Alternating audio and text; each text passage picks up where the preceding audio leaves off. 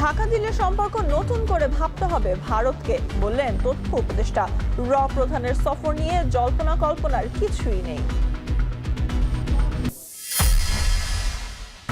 বিদেশি বিনিয়োগকারীদের সহযোগিতায় প্রস্তুত সরকার। প্রধানমন্ত্রীর সঙ্গে অ্যানসেমের বৈঠক।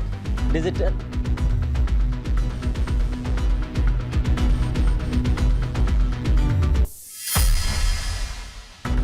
রাষ্ট্রপতি নির্বাচনে দলের বাইরে ভোট দিলে এমপি পদ বাতিল, জানালেন সরকার দলীয় চিফ হুইপ। জুলাই সনদের আলোকে না হওয়ায় হতাশ বিরোধী দল।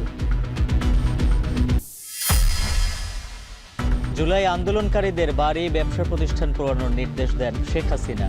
ট্রাইব্যুনালে দাখিল কাদের হাসানের সঙ্গে ফোনালাপ।